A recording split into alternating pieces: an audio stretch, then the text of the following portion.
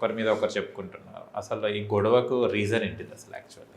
Reason అంటే ఏం లేదండి. యూజువల్గా ఒక పర్సన్ న్యూట్రిషనిస్ట్ దగ్గరికి వచ్చినప్పుడు అతను క్లయింట్ని అట్రాక్ట్ చేయడం కోసం ఫస్ట్ ఏం చెప్తాడంటే, డాక్టర్లు తగ్గించడం చేత కావట్లేదు, అందుకే మీరు నా దగ్గరకు వచ్చారని చెప్తాడు. ప్లస్ ఆ న్యూట్రిషనిస్ట్ ఏం చెప్తాడంటే డాక్టర్ని తిట్టడమే పని. అప్పుడే క్లయింట్ తనకి అట్రాక్ట్ అవుతాడు. మీరు డాక్టర్లు ఏం తక్కువ కాదండి. డాక్టర్ల దగ్గరికి వెళ్ళినప్పుడు వాళ్ళు ఊరికే మధ్యన సత్యనారాయణ తిడతా ఉంటారు. వీళ్ళు మరీ లేగితే సప్లిమెంట్లు వేసుకుని కానీ ఆరోగ్యంగా ఉండలేరు ఈ డాక్టర్లు. మరి 30 సంవత్సరాల నుంచి ఒక్కసారి కూడా ఒక సప్లిమెంట్ వేసుకోకుండా తుమ్ములు జలుబు దగ్గు లాంటి ఏమి తెలియని ఒక వ్యక్తిని పట్టుకుని నువ్వు తిడుతున్నావు, నీకు అసలు అర్హత ఉందా? ఎంబీబీఎస్ నువ్వు చదివావు, అది వేరే విషయం. లెజెండ్ని తిట్టేంత అర్హత ఉందా? మందెన సత్యనారాయణ రాజు తిట్టే డాక్టర్లు నేను 100 మందిని చూశాను.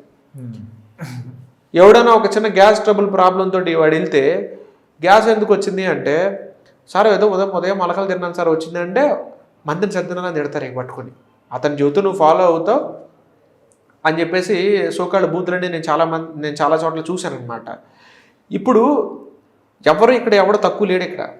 న్యూట్రిషనిస్టులు ఏమో డాక్టర్లు తిడతారు, డాక్టర్లు మందెన సత్యనారాయణ తిడతారు, విఆర్కే వచ్చేసేమో మళ్ళీ మందెన సత్యనారాయణ తిడతాడు.